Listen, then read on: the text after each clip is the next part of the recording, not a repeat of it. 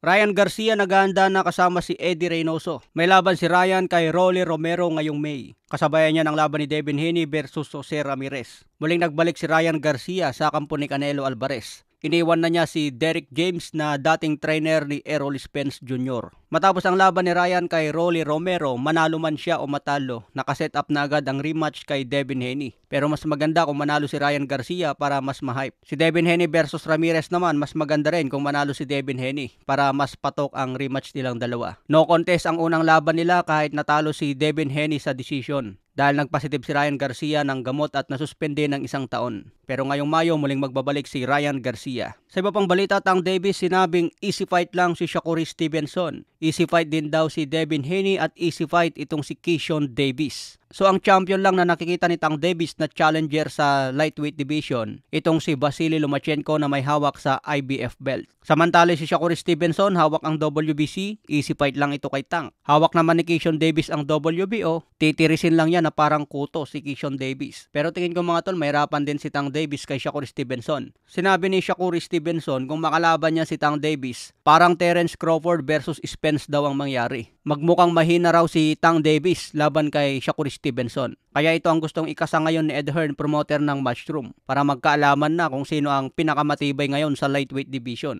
Dati ang mainit dyan sa lightweight, Lomachenko, Teofimo Lopez, Devin Haney at si Ryan Garcia. Pero umakyat na yung tatlong mga tol, si Lopez, Haney at Ryan. Si Lomachenko na lang naiwan dyan. Kaya itong si Tank Davis dapat makipag-unification ito sa ibang champion o kaya targetin din ang undisputed champion. Malupit si Tank Davis mga tol, ang problema, hindi siya napapalaban sa malulupit din. Kaya ngayong March 1, abangan natin ang laban niya kontra Lamont Roach. Nagbanta naman si Lamont Roach, hindi raw siya sasampa sa ring na magpapatalo lang kay Tank Davis. Bibigyan daw niya itong ng magandang laban at tatalunin niya si Davis. Pero pagdating sa odds mga tol, sobrang dehado itong si Lamont Roach. Maliit lang ang porsyento niya para makuha ang upset. Samantala mga fans, nagtatanong na kung ano ang update kay Cuadro Alas Casimero. Hanggang ngayon mga tol, wala pa tayong update kay Cuadro Alas dahil wala pa siyang promoter. Kaya abang na lang tayo kay Cuadro Alas kung mapapalaban pa ulit. Matagal din ang suspension ni Casimero sa Japan mga tol. Kung dito naman sa Pilipinas mapapalaban si Casimero, maliit lang ang bigayan dito sa Pinas. Siyempre gusto ni Casimero malakihan ang bayad mga tol.